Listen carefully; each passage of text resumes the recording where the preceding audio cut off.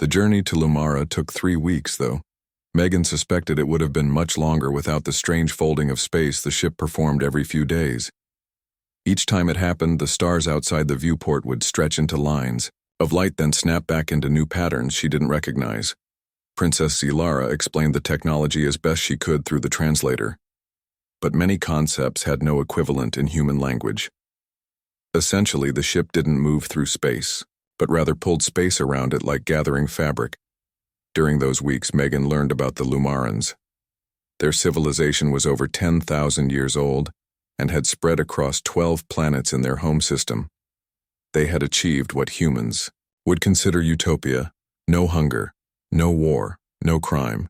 Their technology fulfilled all physical needs, allowing them to pursue art, science, and spiritual growth. But this harmony came with a cost. Lumaran brains had evolved to seek patterns and order, rejecting chaos and unpredictability. This made them brilliant engineers and mathematicians, but limited their ability to innovate when faced with unpredictable problems. The crisis threatening their homeworld was environmental. Their primary sun had entered an unexpected cycle, producing solar flares of unprecedented intensity.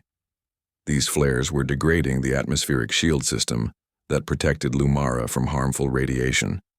Our scientists have attempted 14 different solutions, Zilara explained, as they shared a meal in her private quarters aboard the ship. Each has failed because the solar activity follows no discernible pattern. Megan considered this as she tasted the strange but pleasant Lumaran food that adapted to the nutritional needs of whoever consumed it. So you need someone who can think outside the box. Zilara tilted her head in confusion. The translator struggled with the idiom. Someone who can see beyond established patterns, Megan clarified.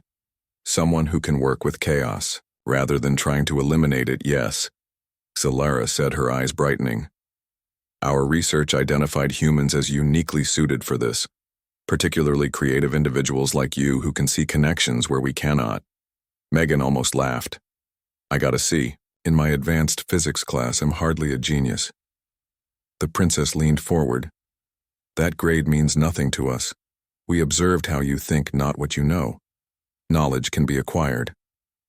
Adaptive thinking cannot, at least not for us. When they finally arrived at Lumara, Megan pressed her face against the viewport in awe. The planet was smaller than Earth, with 2 moons and rings similar to Saturn, but with an iridescent quality that reminded her of Zilara's skin. The continents were arranged in spiraling patterns that seemed too perfect to be natural as they descended toward the surface. Megan saw cities that blended seamlessly with the landscape. Buildings grew from the ground like crystal formations, following the natural contours of hills and valleys. Nothing was straight or angular. Everything flowed in organic curves. The ship landed on a platform extending from what Zilara explained was the royal palace, though palace seemed inadequate to describe the vast complex of crystal and living material that spread across the horizon like a mountain range made by intelligent hands. Megan expected to be met by guards or officials, but instead, a small group of Lumarans waited by the landing pad. All wore flowing garments in colors that shifted, with the light similar to their skin but more intense. Each had a unique crest of jewels, or what appeared to be jewels, embedded in their foreheads. They are my council, Zilara explained. They will help facilitate your work here. The Lumarans regarded Megan with expressions she couldn't read. Their faces were less mobile than human faces, showing emotion, primarily through their eyes and the movement of the luminous strands that served as their hair. One stepped forward, older than the others, judging by the elaborate pattern of jewels on his crest.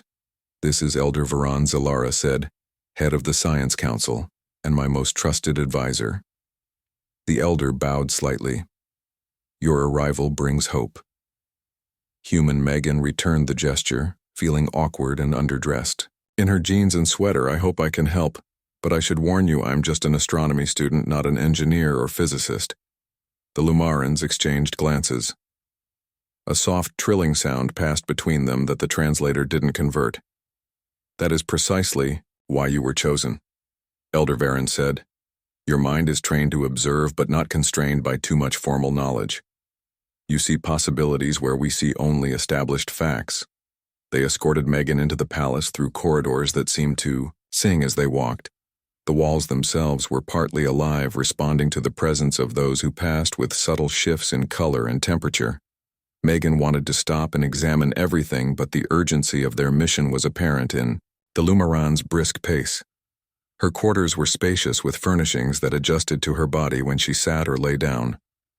One wall was transparent, offering a view of the alien landscape with its purple vegetation and the two moons visible even in daylight. The bathroom, if it could be called that, was particularly fascinating. A pool of what looked like liquid silver adjusted its temperature and composition based on her needs, whether for drinking, bathing, or waste disposal. Megan was given one day to rest and acclimate to the slightly lower gravity and different atmospheric composition. Though the Lumarans had adjusted the air in her quarters to match Earth's composition, she would need to gradually adapt to the planet's natural environment. The second day her work began. The Science Council provided access to all their data on the atmospheric shield system and the solar flare patterns. Megan spent hours reviewing information displayed on hovering holographic screens that responded to her thoughts once she learned to focus them properly. The problem became clear to her almost immediately, though she took days to verify her conclusion. The shield system was too perfect. The Lumarans had designed it to maintain specific atmospheric conditions with no deviation. But nature, even on an engineered world like Lumara, wasn't static. It changed and evolved. The system couldn't adapt to the unpredictable solar flares because it was trying to counteract them directly. When she finally presented her findings to the council, Megan felt nervous. These beings had technology centuries beyond Earth, yet they needed her help. She stood before them in the ceremonial robes Zalara had provided, feeling like an imposter. The system is too rigid. Too specialized, she explained. It tries to maintain perfect conditions by directly opposing any change. But that's not how natural systems work. Elder Varan leaned forward. What alternative do you propose? Instead of fighting the solar flares work with them, Megan said. Make the shield system more like Earth's atmosphere, chaotic and constantly changing, but with self-balancing properties. When a flare hits one area, other areas compensate automatically. Not through programming, but through the system's inherent properties. Like how Earth's weather system disperses heat through storms. The council members exchanged those trilling sounds again. This time Megan recognized it as their expression of deep thought. Such a solution would require rebuilding the entire system, Elder Varan said. Each component would need to be redesigned. Not necessarily, Megan countered. You could introduce controlled randomness into the existing system. Small variations that would grow or shrink based on feedback, like introducing small errors that correct larger ones. Princess Zalara, who had been silent during the presentation, spoke. Controlled randomness. Is that not a contradiction? Megan smiled. It's a very human concept. Think of it like jazz music. There are rules and structures, but within them is room for improvisation. The music responds to changes but never loses its essential nature. The Lumarans didn't understand the reference to jazz, but they grasped the concept slowly. Over the next days, a plan emerged. They would modify the shield system, gradually introducing variables that could adapt to changing conditions.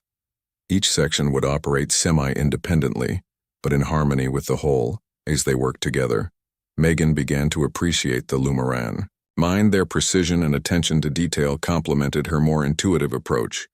Where she saw possibilities, they created. Implementation, plans, became prototypes. Prototypes became systems. And through it all, Princess Galara remained by her side, not just as a royal observer, but as an active participant.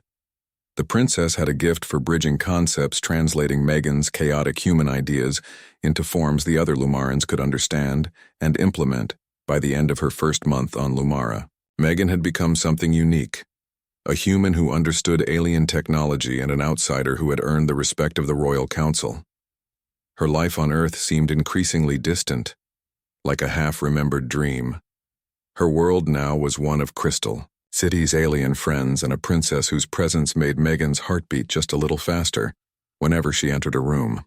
The blue sky of Earth seemed distant now, as Megan Harper gazed out the viewport of the alien ship she had lived in for the past month. Her life had changed so quickly, from being a normal college student in Boston to becoming an unexpected ally. To Princess Zalara of the Lumarans, Megan was an astronomy student who spent most nights staring at the stars instead of partying like her roommates. She never expected those same stars would bring her a friendship that would change the fate of two species. It started on a quiet Tuesday night at the observatory where Megan worked part-time. She noticed an unusual light pattern that didn't match any known celestial body. When she adjusted the telescope to focus on it, she realized it was moving, too precisely to be natural. The next morning, Megan reported her findings to Professor Lin, who dismissed her concerns as satellite reflection or space debris, but Megan knew better. She had tracked enough satellites to recognize their movements. This was something else entirely. For 3 nights, Megan returned to the observatory plotting the strange object's course. It was slowing down, and its trajectory was changing in ways that defied physics, unless it was under intelligent control. On the 4th night, the object vanished from the sky completely. Disappointed, Megan packed up her notes and headed back to her small apartment off campus. The night was unusually quiet, with most students away for spring break. She walked alone under streetlights that cast long shadows. The humming sound started so softly that Megan thought it was just the wind. Then it grew louder, coming from the empty field behind her apartment building. A shimmer appeared in the air like heat waves on hot pavement, but it was a cool spring night. Megan stood frozen as the shimmer expanded into a perfect circle of light. Within it, she could see stars, but not the constellations she knew. These were arranged differently, and some glowed in colors she had never seen before. Then something emerged from the portal. A sleek silver craft, silent except for the humming that seemed to vibrate through her bones rather than travel through air. It hovered above the grass, not disturbing a single blade, before settling gently onto the field. Most people would have run, Megan thought later. Most people would have called the police or the army or simply hidden. But Megan had spent her life looking up at the stars, wondering if something looked back. And now she had her answer. Approached slowly, keeping her hands visible, remembering every first contact movie she had ever seen. The craft was smaller than she expected, maybe the size of a city bus, but perfectly smooth with no visible seams or openings. Its surface reflected the moonlight like liquid metal. As Megan came within 10 feet of the craft, a seam appeared in its side, widening into an entrance. A soft light spilled out, illuminating the grass with a lavender glow. And in that light stood a figure. Princess Zalara stepped forward with the grace of someone raised to be watched. Her height was the first thing Megan noticed, nearly 7 feet tall, with a slender build that should have seemed fragile, but instead conveyed strength. Her skin shimmered with an iridescent, purple hue that shifted as she moved, catching the light like mother of pearl. Her face was almost human, but with higher cheekbones, larger almond-shaped eyes, and a delicate crest of what looked like jewels embedded along her hairline. Where humans would have hair, Zalara had what appeared to be living strands of light that flowed around her head, responding to air currents invisible to human perception. Megan swallowed hard, finding her voice. "We come in peace," she said, then immediately felt foolish for using such a cliché. The tall being tilted her head slightly, then raised a slender wrist where a small device glowed. The device pulsed once, and then a voice came from it, though the being's mouth didn't move in sync with the words. "We come, seeking help." The voice said, feminine but with musical undertones no human could produce. Megan blinked, surprised. "I don't know how much help I can be." The being Zalara studied her for a long moment with eyes that shifted between silver and gold, depending on how the light hit them. "You observed our ship these past nights. You tracked it when others did not. This suggests you have the quality we seek. How do you know that?" Megan asked. Zalara gestured toward the sky. "We monitored your communications. Your professor dismissed your findings, but you persisted. This is the adaptability we need." Megan felt a mixture of pride that her observations had been correct and unease at being watched. "I still don't understand why you're here or why you're talking to me specifically. We need help." Zalara said simply, "Our world faces extinction, and our scientists believe humans possess a unique mental capability we lack. Would you be willing to assist us?" The request was so direct, so unexpected, that Megan almost laughed. "What could I possibly do that your advanced civilization can't?" Zalara stepped closer. the light around her intensifying. Sometimes the solution to a problem requires a different perspective. Our minds work in patterns too established to see. New paths humans think in ways we cannot, and if I help Megan asked what happens to me, you would travel to our world. Solara replied, you would be honored as a guest of the royal house. You would return to Earth when our problem is solved, or when you wish to leave. Megan looked back at her apartment building, small and ordinary, a place where she had lived a small and ordinary life. Then she looked at the being before her, and the ship that had crossed stars to find her. How long do I have to decide? She asked. Solara seemed to consider this. Time passes differently for our peoples, but we must leave before your sun rises. Give me an hour, Megan said. The princess nodded and retreated back into the ship. The door remained open, a silent invitation. Megan walked to a nearby bench and sat down. Her hands were shaking. She realized she took out her phone, wondering who she could possibly call. Who would believe her? And what would they say? Stay safe. Stay home. Don't risk everything for a chance at the stars. But Megan had always looked up at night, always wondered. And now the stars had looked back, had found something in her worth crossing galaxies. For 40 minutes later, she returned to the ship carrying a small backpack with clothes, a toothbrush, her favorite books, and a framed photo of her parents. She had left a note for her roommate claiming a sudden research opportunity out of state. Princess Solara waited at the entrance. I have decided to trust you, Megan said, though her voice shook. Slightly, I want to help if I can. The alien princess extended her hand palm up in a gesture that somehow seemed both alien and familiar. You will not regret this decision. Megan Harper as. Megan stepped aboard the alien ship. She knew her life would never be the same. The door sealed silently behind her, marking the end of her old life and the beginning of something extraordinary. The first test of Megan's redesigned shield system came during her 6th week on Lumara. A massive solar flare erupted from the primary sun, heading directly toward the planet. Under the old system, this would have caused catastrophic failure. But the new adaptive shields responded differently. Instead of trying to block the flare entirely, the system absorbed some of the energy, redistributed it, and used the excess to strengthen other sections. The shield flickered visibly from the surface, creating aurora-like patterns across the sky. But it held. The Science Council was ecstatic. Their instruments showed the shield operating at 87% efficiency, which was far better than their most optimistic projections. Even more promising, the system was already adapting. Learning from the encounter, Megan's controlled randomness was working. Princess Solara personally delivered the news to Megan, who had been anxiously waiting in the atmospheric control center.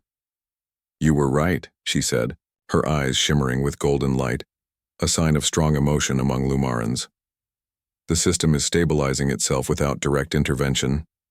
It is like nothing we have ever created. Megan felt relief wash over her. It hoped it would work. But theoretical models can only predict so much. Elder Varan joined them, his usually stoic expression softened. There are already unexpected benefits. The energy redistribution is more efficient than our previous methods.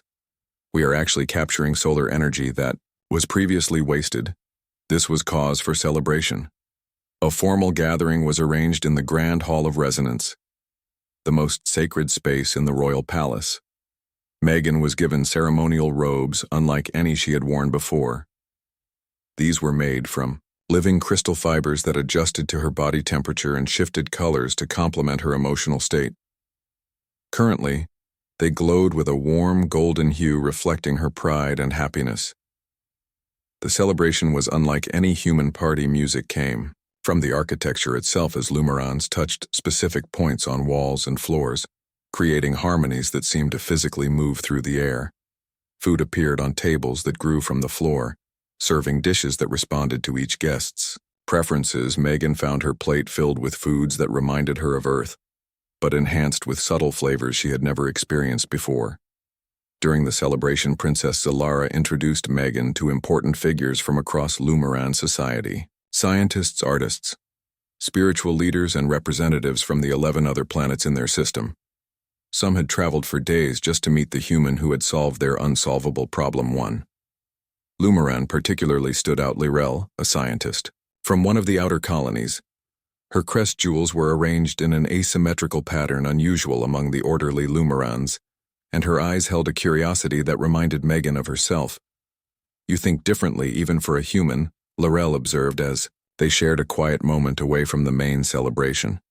"Your solution was not just creative, it was elegant, finding order within chaos rather than imposing order upon it."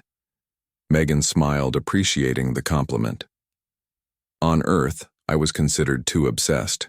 With patterns for an artist and too intuitive for a scientist, I never quite fit in." Lirel nodded, her luminous hair strands swirling in what Megan had learned was amusement. "I too am considered unusual among my people. My work focuses on biological adaptation mechanisms, natural randomness as you might call it. The council often dismissed my research until now. They spoke for hours, Megan explaining Earth biology, with its seemingly wasteful but ultimately successful evolutionary approach. Lirel, sharing her theories about introducing more adaptive properties into Lumaran technology. The conversation flowed so easily that Megan barely noticed when Princess Zalara approached. Her Highness stood watching them, her expression unreadable. "Megan, I see you have met Lirel of the Outer Reach." Her voice carried a formality that seemed unusual given their recent camaraderie. Megan nodded. "Yes, she's been explaining her research. It's fascinating." Zalara turned to Lirel. "The council meeting will begin shortly. Your presence is requested." Lirel bowed respectfully. "Of course, Your Highness." With a final smile to Megan, she departed, leaving them alone. The princess seemed tense, her normally fluid movements slightly rigid. "Are you enjoying the celebration?" she asked. "Very much," Megan replied. "Everyone's been so kind and interested in Earth." Zalara relaxed slightly. "You have become something of a legend already. The human who thinks like Lumara, but sees like Earth, is how the poets are describing you." Megan flushed. "I just applied basic Earth science principles, it's nothing special." The princess stepped closer, her voice softening. "You underestimate your impact. Megan Harper, you have changed more than our shield system. You have changed how many of us think. Elder Varan has already proposed a new academy dedicated to adaptive thinking, using your methods as a foundation."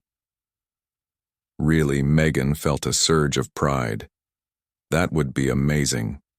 "Would you consider," Zalara hesitated uncharacteristically, "would you consider extending your stay to help establish this academy? Your perspective would be invaluable." Megan thought of Earth, her small apartment, her classes that would have resumed without her. It all seemed so distant now, yet she didn't want to abandon her home. "Entirely, I would need to return to Earth eventually, at least to explain to my family and professors." "Of course," Zalara quickly assured her, "we can arrange visits to Earth whenever you wish. Our ships can make the journey in days when necessary." Before Megan could respond, an attendant approached and whispered something to Zalara. The princess nodded, her expression growing serious. "What is it?" Megan asked, recognizing the change in mood. "Another solar flare," Zalara explained. "Larger than any we have recorded. The shield will face its true test within hours." The celebration ended abruptly as officials rushed to monitoring stations. Megan followed Zalara to the primary control center where Elder Varan and the Science Council had already gathered. Holographic displays showed the approaching flare, a massive ejection of plasma and radiation that dwarfed anything in their records. "Will the shield hold?" Megan asked. Studying the data, Elder Varan looked grave. "We cannot be certain. The system has not had sufficient time to fully integrate your modifications. Some sections are still operating on older protocols." Megan thought quickly. "If we can't stop it, maybe we can direct it." "Show me the planetary grid." A three-dimensional model of Lumara appeared, with the shield system represented as a glowing net surrounding it. Megan identified the sections that had been fully updated with her modifications and those still running on the old system. Here she pointed to a fully upgraded section. "Over the uninhabited Southern Ocean, direct as much of the flare impact there as possible. The water will absorb much of the heat, and the upgraded shield section can handle the radiation better than the others." Lirel, who had joined them, nodded. "We could use the atmospheric jets to create a low-pressure system there. It would help draw the plasma along magnetic field lines. Elder Varen looked skeptical. Such a manipulation has never been attempted. We don't have time to debate, Solara said with royal authority. Do it. The next hours were tense as the Lumaran scientists implemented Megan's plan. Using their control of the planet's magnetic field and atmospheric conditions, they essentially created a target for the solar flare. The shield would still take the impact, but in its strongest section over an area that could best absorb the consequences. When the flare hit, it was spectacular. Even through the filtered observation windows, the sky blazed with colors no human had ever seen. The shield, visibly strained, shimmering like oil on water as it redistributed energy. Lightning arced between the upper atmosphere and the ocean surface. The ground trembled with the raw power being channeled and dispersed. Megan held her breath, watching the readout's integrity at 73% falling but holding. The modifications were working. The system was adapting in real time, learning from each microsecond of the assault. When it was over, when the last of the radiation had been absorbed or deflected, a silence fell over the control room. Then the data confirmed what they hoped. The shield had held. Damaged, yes.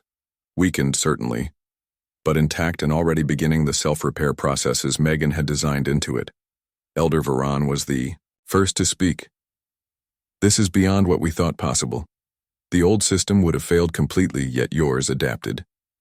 Even now it is strengthening the weakened areas without direct commands. Princess Zalara placed her hand on Megan's shoulder. An unusual gesture for the normally reserved Lumarans. You have saved us, Megan Harper. Not once but twice. And shown us a new path forward. Megan felt overwhelmed. The magnitude of what had happened, of what she had accomplished, was just beginning to sink, and she had come to Lumara as a curious astronomy student. Now she had saved an entire civilization. But something else was happening too. Something unexpected. The connection she felt to this world, to these people, especially to Zalara, was growing stronger. It wasn't just professional pride or friendship. There was something deeper, a sense of belonging she had never felt on Earth. That night, as the twin moons rose over the crystal city, Megan stood on the balcony of her quarters watching the shield shimmer as it repaired itself. The aurora-like effects were beautiful, reminding her that sometimes the most wondrous things came from chaos and adaptation. A soft chime announced a visitor. Princess Zalara entered, her luminous hair flowing like liquid light in the moon's glow.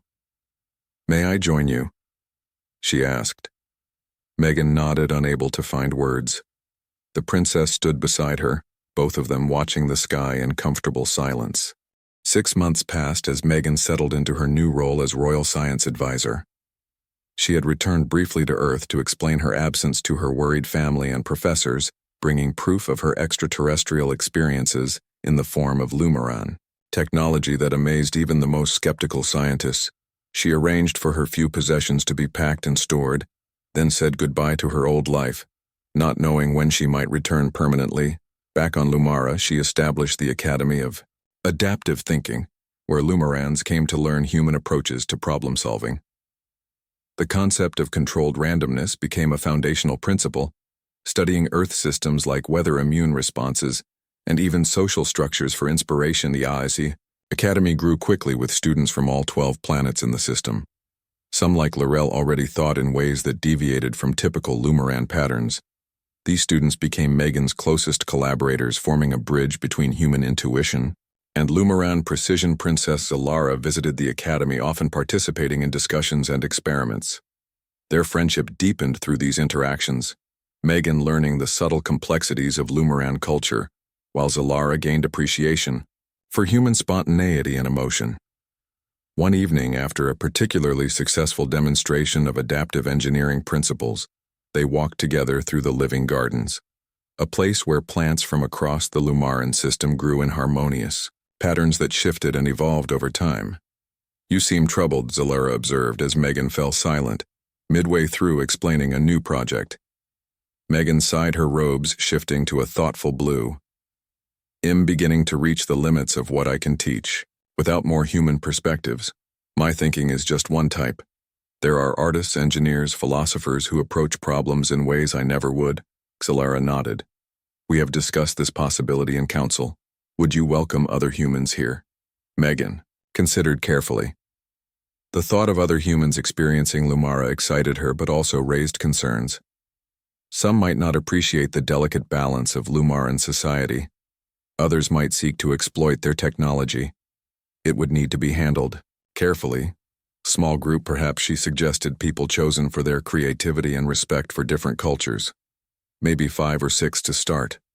The princess seemed pleased by this answer. I will make arrangements, but there is another matter I wish to discuss with you. Something of a more personal nature. Megan felt her heart beat faster. Xelara's normally composed manner had given way to what appeared to be nervousness, an unusual state for a Lumaran royal in these months.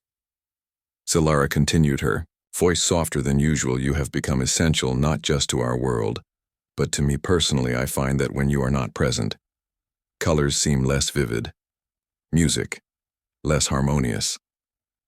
Megan recognized this as a profound admission for a being raised to value order and calm over emotional expression. I feel the same way, she replied honestly. When we're apart, I feel like I'm missing something important. The princess reached out, her slender fingers hovering near Megan's face. Our species are different, in many ways, but perhaps not in the ways that matter most. Among my people there is a tradition, a communion of minds that goes beyond mere friendship. It is rare even between Lumarans. Rarer still to consider it with another species. Is this like marriage? Megan asked. Trying to understand, Xelara tilted her head. Considering similar in commitment but different in expression. Marriage on Earth is a social and legal arrangement. From what I understand, our communion is a literal joining, partial and temporary but real a sharing of consciousness. Megan felt both excited and apprehensive. Such a joining, is it even possible between our species? The princess gestured to the living crystal that formed the garden walls. All things in our world contain energy patterns, consciousness in its simplest form. Our scientists believe humans possess compatible energy patterns, different but harmonious, like complementary colors or musical notes that form pleasing chords when played together. If we did this, communion, what would it mean for us? Megan asked, Xelara eyes shifting to a deep gold, a sign of profound emotion. We would carry a part of each other always, no matter the distance between us. You would remain fully human, but with enhanced perception, able to see spectrums and energies currently invisible to you. I would remain Lumaran, but with a greater understanding of human emotion and intuition. The idea was both frightening and fascinating. Megan had come to Lumara to help solve a scientific problem. She had never imagined becoming part of an alien species in any way. Yet her connection to Xelara already felt deeper than any relationship she had experienced on Earth. The communion is not permanent, Xelara added, sensing her hesitation. It would fade if you chose to return permanently to Earth, though traces would always remain, and it must be entered willingly with full awareness. Can I think about it? Megan asked. Of course. The princess stepped back, her composure returning. Such a decision should never be rushed. In the weeks that followed, Megan found herself increasingly drawn to the idea of communion with Xelara. She sought out Lumarans who had experienced it with others, learning that the process was considered sacred, a profound honor, especially when offered by a member of the royal family. Lirel proved particularly helpful in explaining the experience. It is not a loss of self, she assured Megan. More an expansion, a gaining of perspective. I shared communion with my research partner 20 cycles ago. We remain distinct individuals, but with a deeper understanding of each other than would otherwise be possible. While Megan contemplated this momentous decision, her work continued expanding beyond the academy and into practical applications across Lumaran society. The principles of adaptive thinking were being incorporated into everything from agriculture to architecture, creating systems that could evolve and respond to changing conditions. The success of these initiatives brought Megan before the High Council, a governing body. that included representatives from all Lumaran worlds. They had convened to discuss the potential for bringing more humans to Lumara and possibly establishing formal relations with Earth Elder. Varan, now one of Megan's strongest supporters, presented the case. The human perspective has proven invaluable. Our civilization has advanced more in these past months than in the previous century. We believe a careful cultural exchange would benefit both species. Not all council members were convinced. One elder Sorax from the innermost planet raised objections. Humans are unpredictable. Their history is marked by conflict and destruction. How can we be certain they would not bring these tendencies? Here Megan was invited to respond, a rare honor for a non-Lumaran. I won't deny that human history contains darkness, she acknowledged. But it also contains tremendous light. Art, music, literature, science. We create beauty from chaos and find meaning in struggle. Yes, some humans might misuse your technology, but others would help you see possibilities you've never imagined. The key is in careful selection. The debate continued for hours. Megan's position bolstered by Princess Xalaris' unwavering support. Eventually a compromise was reached. A small delegation of human scientists, artists, and philosophers would be invited to Lumara under strict protocols. Their interactions would be limited initially and expanded only if successful. As Megan left the council chambers exhausted but satisfied, Zalara walked beside her. "You spoke well," she said. "The council rarely changes position once concerns have been raised." Megan smiled faintly. "I just hope I haven't promised more than humans can deliver. We're not all as adaptable as Lumara might need us to be." The princess stopped, placing her hand lightly on Megan's arm. "You underestimate both yourself and your species. It is your very contradictions that make you valuable to us. Your capacity for both destruction and creation, for logic and emotion, for order and chaos. These tensions create a dynamism we have lost." Their eyes met, and in that moment, Megan made her decision. "I've been thinking about the communion," she said. "I want to experience it with you. If you're still willing." Xalaris' eyes shifted to brilliant gold, her control momentarily slipping to reveal profound joy. "You are certain?" Megan nodded. "I came to Lumara to study the stars. I never expected to become part of them. But now, I can't imagine any other path." 3 days later, they stood together in the sacred chamber of communion deep beneath the royal palace. The room was spherical, its walls embedded with crystals that pulsed with their own inner light. In the center rested a shallow pool of what appeared to be liquid starlight. Elder Varan waited beside it as official witness and facilitator. Princess Zalara wore ceremonial robes of deepest blue, adorned with symbols representing her royal lineage. Megan wore similar robes in complementary purple, marked with symbols newly created to represent Earth and humanity. Elder Varan spoke the ritual words first in the Lumaran language, then translated for Megan. 2. Being separate in origin, seek to share consciousness. May the universal energy that flows through all living things bless this communion. From an ornate box, Zalara removed what looked like a living jewel, similar to those in her crest, but larger and pulsing with inner light. "This is the essence of communion," she explained it. "We'll create a bridge between our minds, allowing a partial merging of our consciousness." Megan gazed at the jewel, feeling both terror and exhilaration. "What do I need to do? Simply accept it," Elder Varan said. "The essence will do the rest." 1 year after Megan's arrival on Lumara, the first human delegation prepared to visit the diplomatic vessel, carrying 6 carefully selected humans, approached the planet. Their thoughts and feelings transmitted to Megan through a communication device designed specifically for the occasion. Megan stood on the landing platform with Princess Zalara and the welcoming committee. Her appearance had subtly changed over the months since the communion.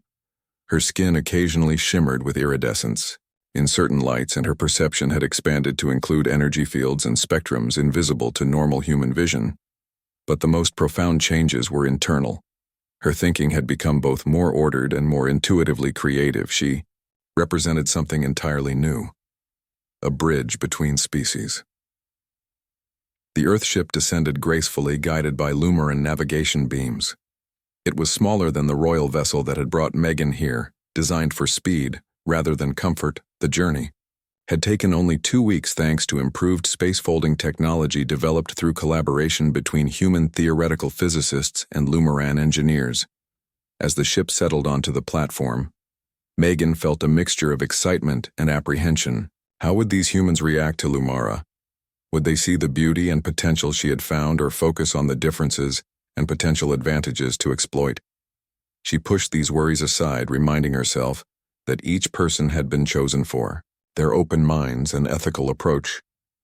The ship door opened and the first human visitor stepped out.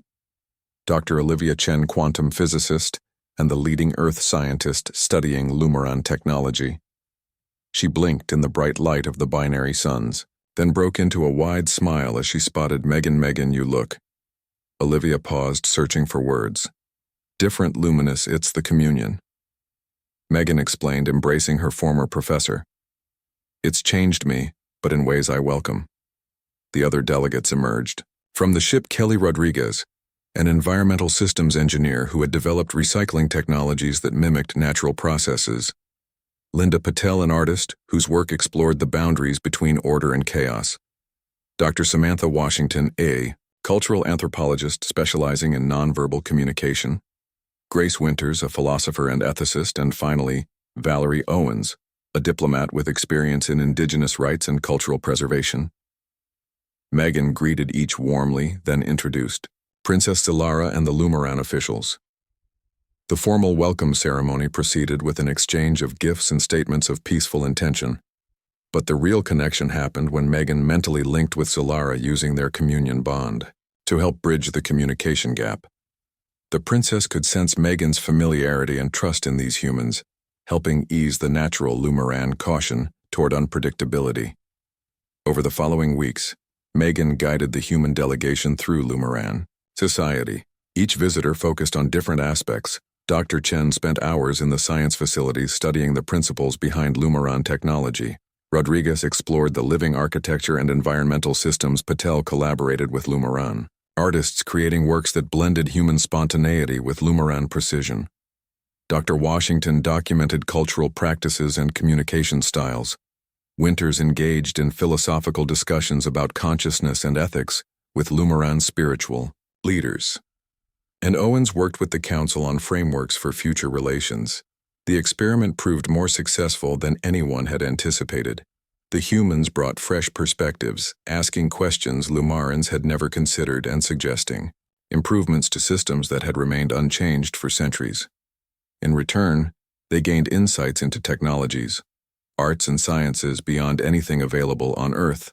Most importantly, genuine connections formed, friendships, professional collaborations, and even romantic relationships developed between the species.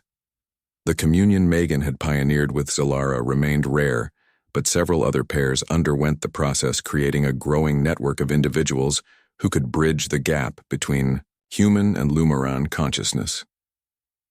3 months into the visit, Megan and Zilara called the delegation together for an important announcement. We believe it is time for the next step. Zilara stated formally, the Council has approved the establishment of a permanent Earth embassy on Lumara and a Lumaran embassy on Earth if your governments agree. The humans exchanged excited glances. Owen spoke for the group. This exceeds our most optimistic projections. The United Nations Committee will be thrilled, but there's more, Megan added. The Academy of Adaptive Thinking will expand to include a program for human students to study here and Lumaran students to study on Earth. A true cultural exchange. Dr. Chen raised a practical concern. How will we handle the physiological differences? Long-term exposure to Lumaran environment could be challenging for humans, and Earth would be equally challenging for Lumarans. Megan nodded, sharing a glance with Zilara. We have a solution for that as well.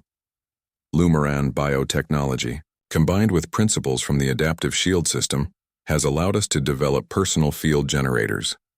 These can maintain appropriate environmental conditions for individuals, allowing comfortable existence on either world. The implications were enormous. Not just diplomatic relations, but true integration became possible. Humans could live and work on Lumara. Lumarans could explore Earth, each bringing their unique perspectives and abilities to shared problems. The delegation spent the next weeks drafting agreements and protocols for this new relationship. Care was taken to address concerns on both sides. Humans worried about access to technology that might be weaponized. Lumarans worried about exposure to human conflict and chaos. Both species feared cultural contamination that might erode their unique identities. Through it all, Megan and Zalara served as the central bridge, their communion bond, allowing them to understand both perspectives and find solutions that respected the core values of each species.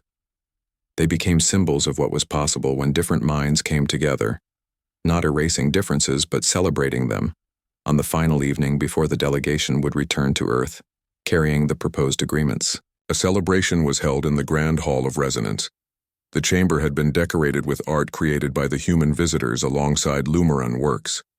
The result was striking, neither fully human nor fully Lumaran, but something new and beautiful. Princess. Zalara addressed the gathering, her voice carrying the musical quality that the translation devices could never fully capture. Tonight we celebrate not just an alliance between worlds, but a new understanding of what is possible when different minds come together. Throughout our history, we Lumarans sought perfection through order, pattern, and harmony. We created wonders, but we also limited ourselves. She gestured toward the human visitors.